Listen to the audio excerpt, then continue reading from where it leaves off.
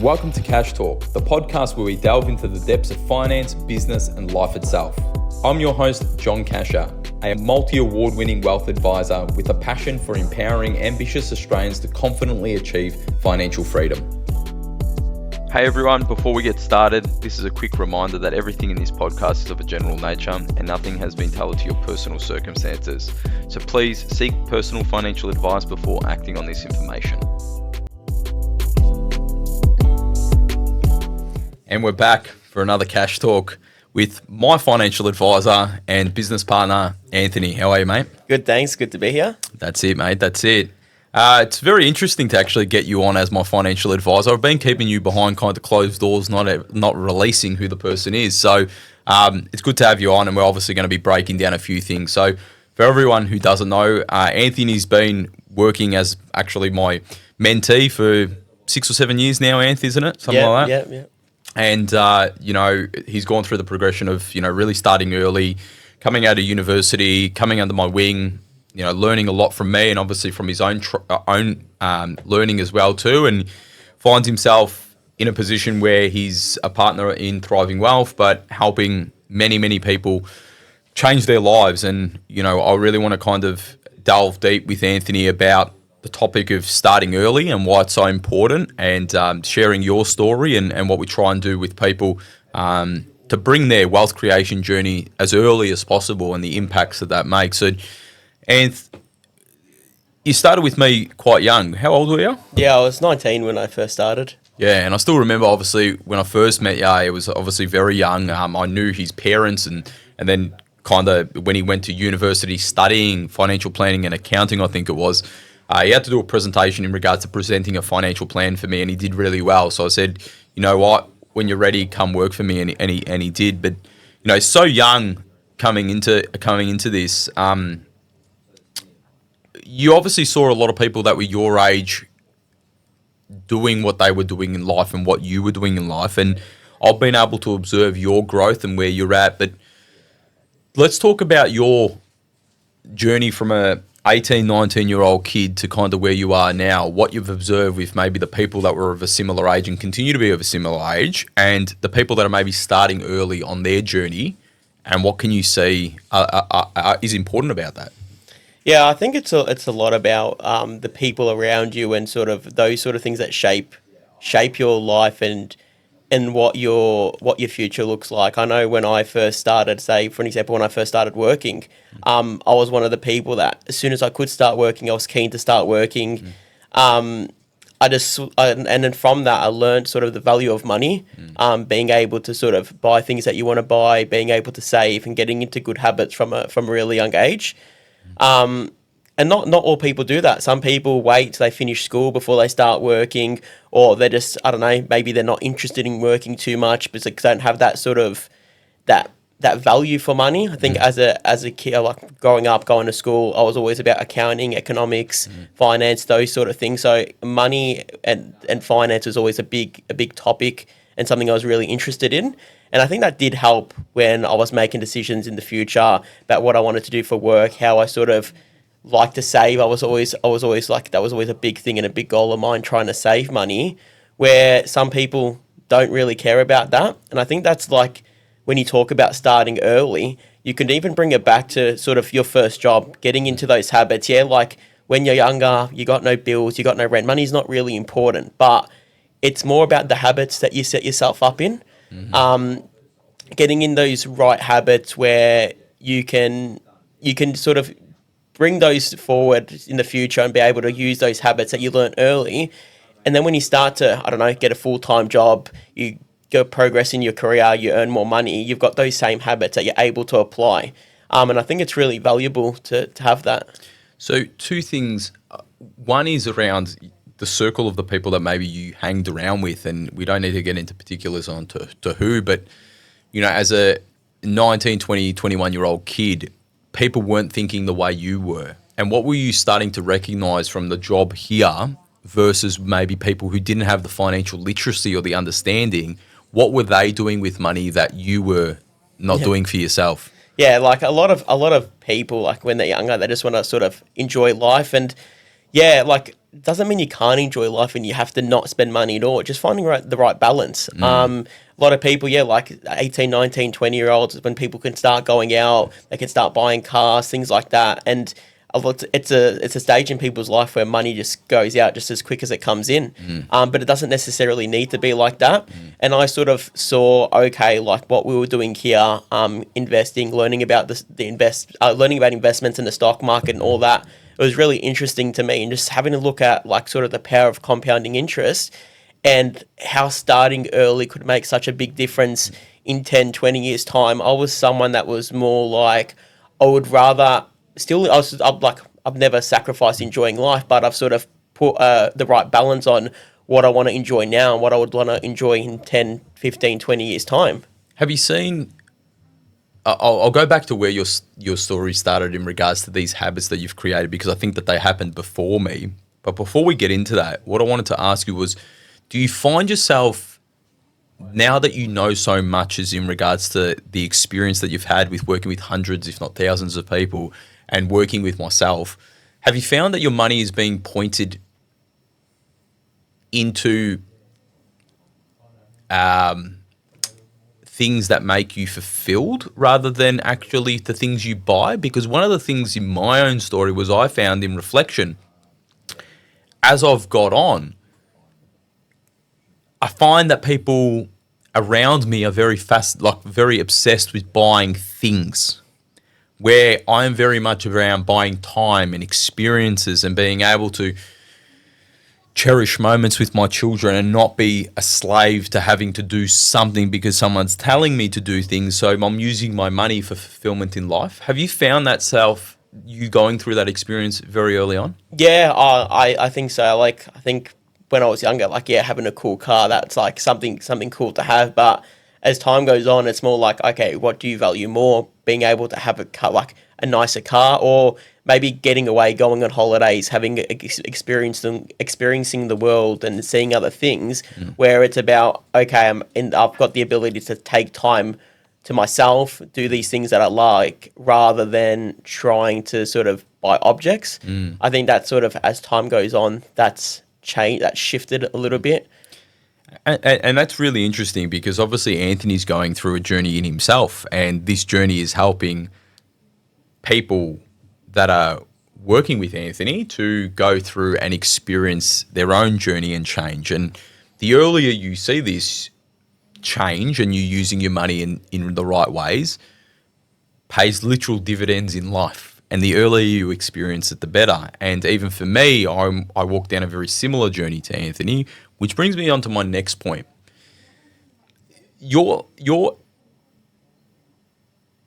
The person you are is shaped from the people who you spent most of your time with, which was your parents growing up.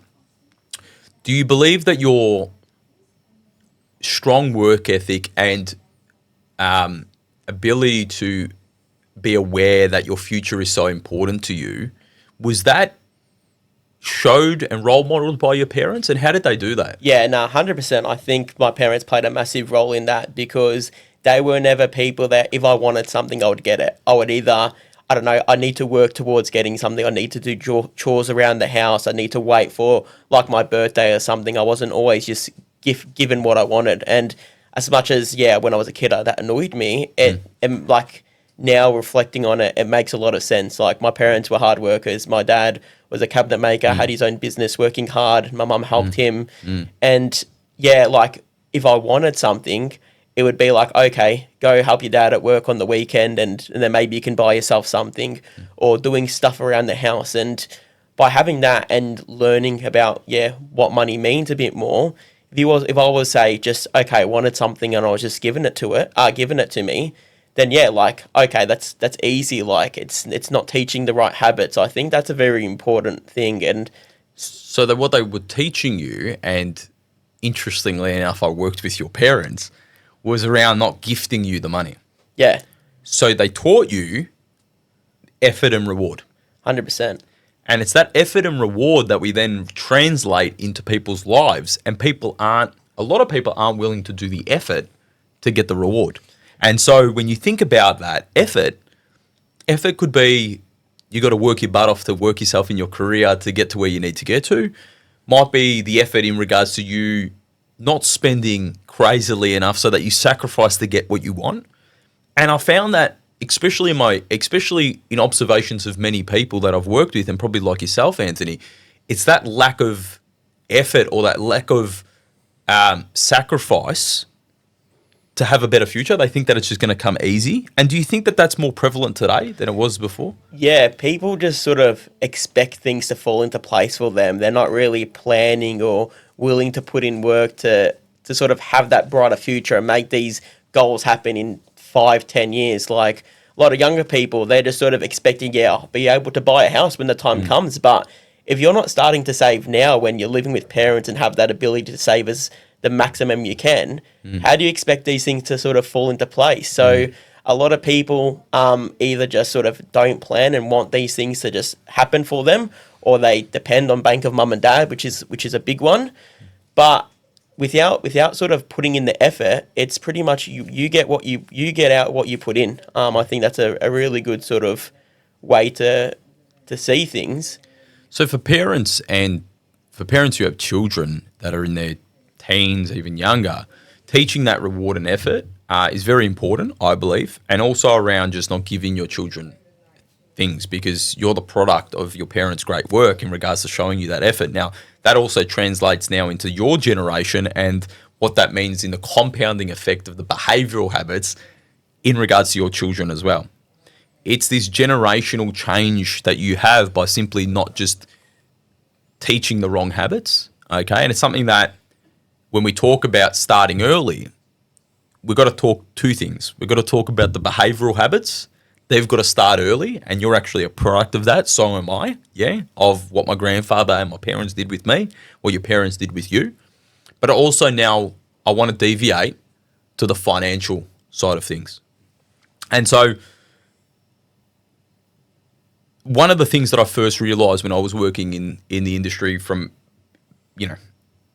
a bit ago was a lot of people would go see a financial advisor just before they retired. And they'd expect that things to happen overnight.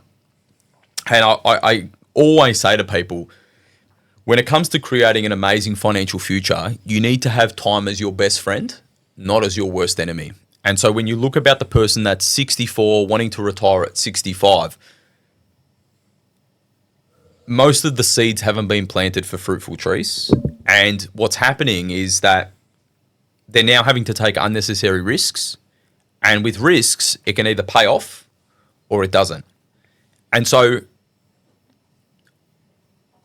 I was very much, I became passionate about helping people that were as young as possible because I wanted them to have the time to make the right decisions to not only change their life, but to change for generations to come. So, Anth, these people that we do a lot of their plans for that are now coming much, much earlier than the 64-year-old and are coming in their 20s, coming in their 30s, it's amazing what we're able to achieve with these people, isn't it? Yeah, like I was actually thinking about this on the drive to work this morning, just thinking about like what sort of when is the best age that like what is the best age bracket that I'm able to help, and it's the younger ones, like people that have come to me where okay they're sort of still renting, they got the couple in the early 20s renting, and then they got these big ambitions. They want to get married, they want to buy a house, they want to start a family, they want to go on holidays, and there's all these big things. And yeah, it'd be fantastic to do it, but without planning and starting early enough and having the right plan to tick off all these big things, how do you expect it all to happen? So I think, 100%, the earlier you start, the more time that you have to do these things. And then not only that, you got to think about the impacts on these things later in life, like looking to retire early. By starting this journey earlier, it's going to make it so much easier for you to do that versus someone coming in, say, their late 40s or late 50s where, okay, I want to retire in 10 years. When you've got a 10-year time frame versus a 30-year time frame, there's so much more you can do. And like you said, you speak about risk. We want to get to where you need to get to with taking as minimal risk as possible. But to do that, you need to make sure you've got the right time horizon as well, because risk and time and your time horizon work hand in hand together. So I think that's very important as well. Definitely. And I think when you look at the stuff that we've done with a lot of these 20 and 30-year-olds, 20s, it's around setting the right foundations, making sure you're planting the right seeds. And this is ideal.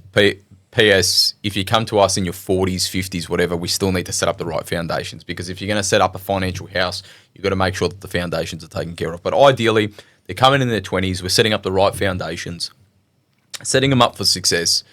30s or late 20s, 30s, life starts to get complex. You know, you've got the marriage, you've got the kids, you've got the drop down to potentially one income for a period of time. Then you've got schooling, then you've got big, and at the same time, got big house debts. If you haven't thought about these things, it can be quite difficult for you to navigate through. And really, that complexity does not change until you're in your 40s and your 50s. And I was speaking to my wife yesterday about it. We went to go, we did a school interview, and I was just speaking to my wife, and I don't know, I've been going through this phase, Ants, but I've just been like really just grateful for what I've been like, and I think I've really started to find myself. And I was just saying to my wife how grateful I am that I'm in a bit of ability to just go do these things with my family. And I said that I'm so proud of the young John at 20, 18, that made those decisions so that we're in an ability to have the time and the decisions and the options that now that I'm in my mid-30s, I've got the ability to do that. And it was having those right foundations. It wasn't that I had a ton of money and I had a shitload of cash or cash flow. It was just setting up those right foundations to now where we're having children, house, this, that scenario. It's much more easier to sail through these things, coupled with the compounding effect that it's happening on my investments over a period of time. And, if you look at the story of Warren Buffett, which is an amazing story, you've got a guy in his 90s, worth over, $100-odd billion. But if you look at his story, there's two things that came out for me. And I used to, very young, and I still do it today, I try and connect the dots between successful people and see what they all do the same. And if you look at Buffett started at 11, started his investing journey. Okay, he's like in his 90s now. So let's say 80 years of investing. Mate, he's gone through global financial crisis, he's gone through wars, he's gone through so many different things, and yet his investments continue to do what they need to do because he has used time as his best friend, not as his worst enemy. Now, it doesn't mean that every 11-year-old right now, all right, cool, get rid of all your toys, get rid of everything and start investing. But ideally, you want to try and start that as early as possible, yeah? And the second bit that I learned from Warren Buffett was around his ability to get into a business to have uncapped income potential. And I think this is the one where starting early on mastering your art is something that goes really undervalued. And what I mean by that, it's not chasing the dollars and then just trying to get the biggest amount of job. Is around how can I become a master in my craft as quickly as possible so that along my life journey, I can produce the most amount of income over a lifetime period. Not a short-term period. It's like, look at the athletes. The athletes, for example, AFL footballers, they kill it for 10, 15 years of a career. Yeah, and then hopefully they've landed a job outside. So it's really high income, but for a short period of time. But they haven't set the right foundations and then the right behaviours, and then their money goes out the window. I'm not saying that's for everyone, but you get me what I'm saying? Yeah. It's around sustainable income growth, so cash flow, and then capital growth from planting the seed as early as possible and allowing time to be it's an amazing thing. And then we're finding, and I know you're finding it, the people that have done that, if you've stuck with that for a decade or two, they're usually in a pretty good spot. Yeah. And like you said, yes, you got those things early in life in your 20s to 30s you got, but then, okay, you have kids, you got the private, if you want to go private schooling, you got school fees there, or if you need to take one of you need to take time off work to care for the kids, you got childcare costs, there's all these sort of things, and there's never really a good time. You've always got something, so there's never let's wait till things are smooth before we sort of really get into gear. By the time you do that, it's too late. You just gotta you got to bite the bullet and just go, okay, we're going to do this. We're going to start and start when you can, because there's never really going to be the right moment. It's like when's the right time to start looking after your health? Yeah. Do you know what I mean? It's the same thing. if you're listening to this or watching this and you're going, oh, this is only for the young people. No, we're just encouraging a big demographic of people to start early as much as possible. But if you're 40s, 50s, 60s and watching this or listening, the best time to start is now. Yeah, because the longer you kick the can down the road, no one's going to help you. No one's going to help you. You first need to be aware and fix it yourself. And then once you've fixed it for yourself, then you can hopefully fix it for the next generation and so on and so forth. And that is why I have so much of a passion around improving financial literacy in young children. Okay, I get that we have to do maths and English, and I know that is the case.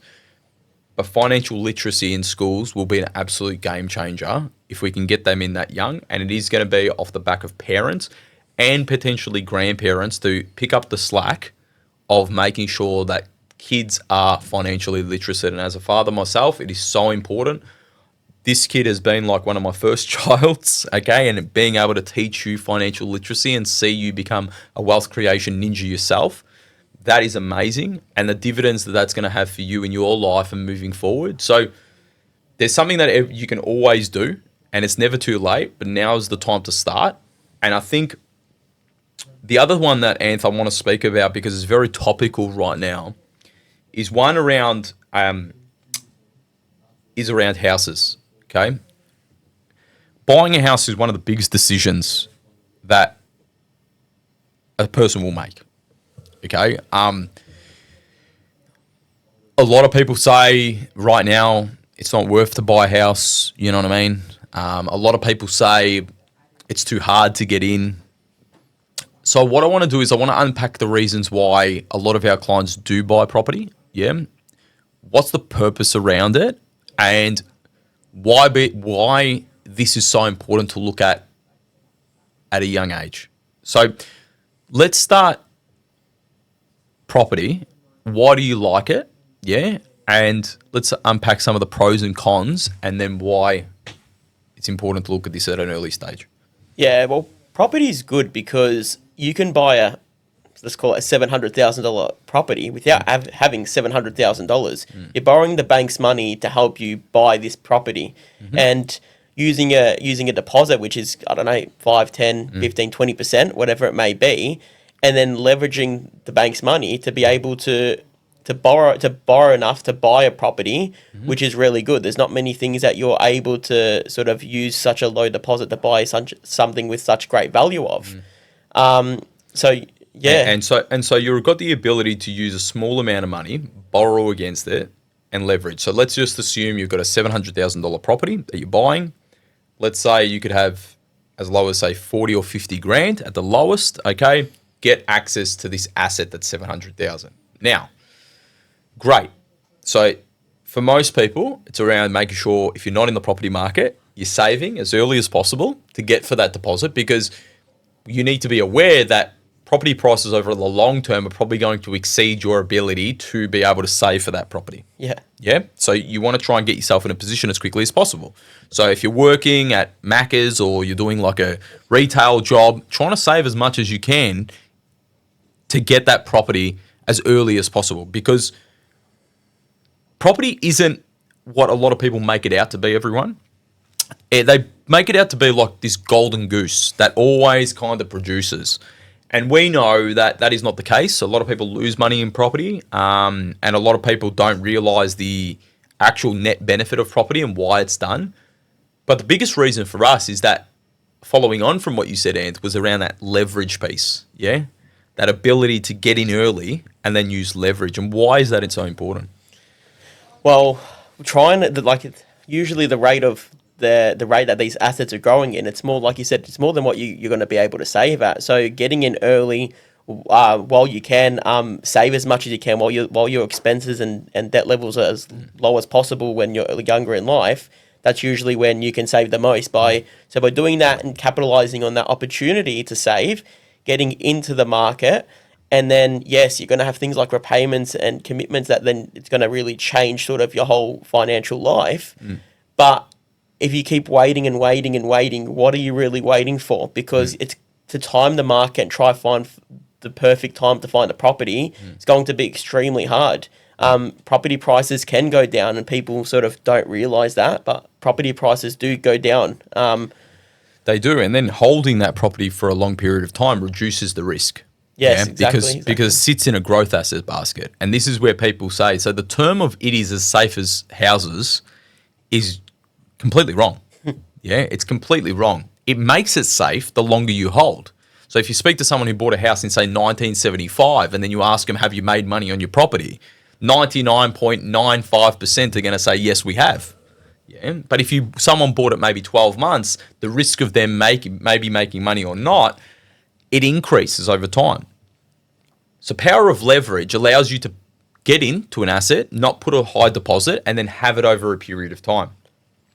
And to put some maths around this, just so you're aware, so if you bought a house for, say, $700,000, assuming that it makes a growth rate of 7%, let's not take into consideration income and rates right now, let's just assume 7%, that $700,000 property in 10 years from now is going to be worth 1.4 mil.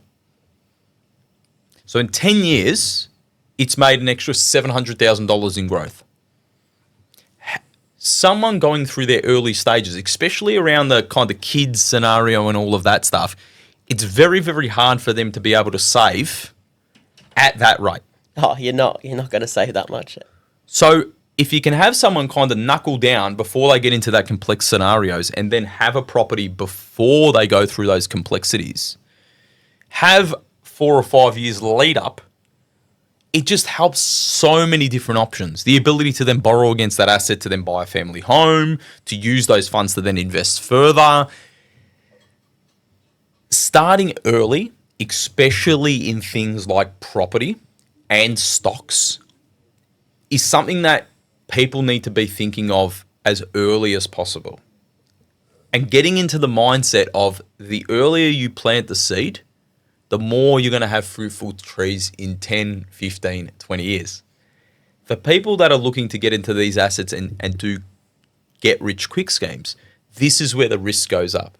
So you got to think about that 64-year-old that comes. They could buy a property, they could try and flip it, but they might really lose money and it goes backwards, and then they've got to continue working. Whereas a person who's in that scenario, you know, if they're holding that property for the next 20, 30 years, who cares about property increased values and whatnot? Yeah, as long as they can maintain the cash flow, that's the main thing. Which brings me on to my other point that I was talking about, investing in your ability to have good cash flow. And I think you said something there that's very important. Get rich quick. I think a lot of people are mixed up and they've got the wrong mindset where they just want to get rich quick. They want to buy something and then in a year's time, the house is going to double and they're going to sell it. Like, investing in whether it's property or the share market, it is a long-term game. Trying to find, I don't know, something special that you think no one else is on, and you try to get this investment that you're hoping to double in price overnight or something like that. That's not how it works. It's about being patient and buying something and waiting for your asset to appreciate over time as the market continues to grow. And if you've got that mindset where you want something, you want to get rich quick, there's the ability for these things to go down just as quick as they can go up. And if you don't have the mindset to hold it for long term, you can put yourself in a position where you do lose money. So it's about, yes, timing things correctly in your life, not necessarily the market, because that's very hard. And not like, I think the worst thing you can do is sell an asset because you need to.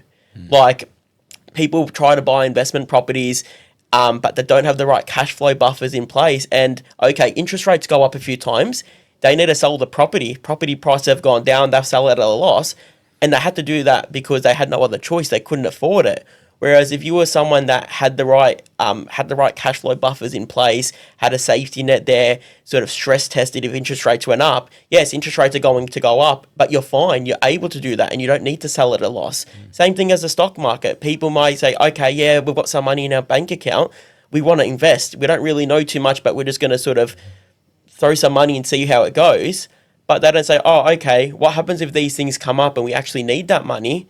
And then we need to sell it, and the investment's gone down. So it's about, yes, allocating the right amount of funds, having the right sort of asset allocation, but also having the right safety net behind you too, so you're not dependent on that money. It's sort of money that you're not going to need to touch for the next, say, 8 to 10 years. because it's a long-term investment, and you shouldn't be really getting into these investments unless you are willing to let the money go for a long period of time. Some great insights there, Anth. Want to give the viewers and listeners a couple of tips. So, what's your tips to someone listening and watching this podcast? Yeah, I think two very, very important things, and they might sound boring. Yeah, they're not like as fun as investing and stuff, but having good cash flow, I don't think there's not really much that beats having good cash flow. And then on the back of that, having a safety net behind you, having money in the bank. So if something goes wrong, you've got that security behind you. A lot of people go into things and they say, oh yeah, they might run these accounts really, really low and just hope they're going to go all right and they're going to continue to work. But things come up, cars break down, I don't know, people lose their jobs. There's so many different factors that can happen. And without having those the right plan and safety buffers in place, it can go really bad really quickly. And they're the foundations of making sure the financial house that you're building is essentially right. Because, you know, if you build your house on quicksand, yeah, it's not going to stand up. And it's very, very good, important tips. And I think that people underestimate just having the right behaviour and stuff like that as well too, which is what I want to add. But hopefully today you've got a lot of good insights into why you should start early and our views on certain things. And we will, you know, use a few other podcast sessions to elaborate a little bit more on this. And thanks for deep diving into this. But I'm sure everyone wants to know how I am as a client, me and my wife. So do you want to share a little bit of information how it is working with John as a client? Yeah. No, John is he's a good client. Because the reason why he's a good client is because he understands the process. He's not someone that just wants to rush into things and make things happen straight away. He understands that there's groundwork that needs to be done and things take time. And that's very important as a client. It doesn't necessarily matter sort of how you like, it's more about your mentality rather than your financial situation. If you have a good mentality and you're willing to listen and put in the hard yards, you'll make things happen. But if someone comes to me with, okay, they've got all their money and all these assets, but if they don't have the right mindset and they don't want to listen and they're just sort of stuck in their old habits, they're sort of sabotaging themselves.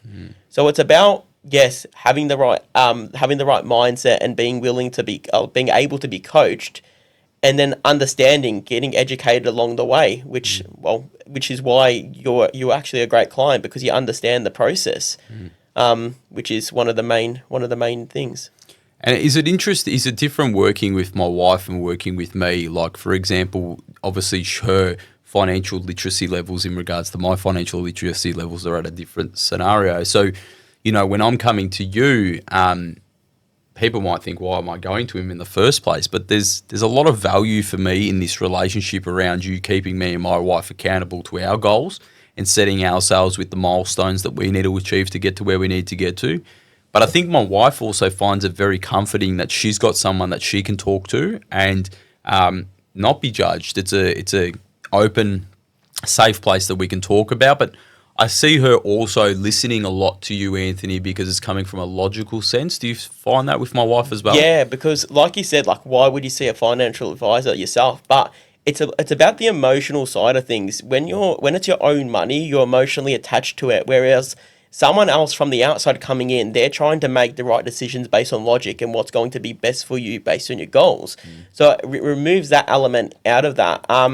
And then sometimes having an advisor is also like just having someone there to sort of bounce ideas off, to speak to. When there's only two people and they're speaking about their finances with each other, one might agree, one might disagree, but having that third person there, it's applying logic to the situation, taking the emotion out of it and being like, okay, guys, let's break this down. Let's think about it. Yes, maybe one person was right or one person wasn't, but at least you can sit down and you can talk about it rather than sort of, and you got an outside view on it, which is really useful a lot of the time. Well, mate, thanks for jumping on. Thanks for being a great mate and financial advisor. Hopefully everyone got a lot of value out of this and some good insights, and we can't wait to come back for our next session. Cheers. Thanks, guys.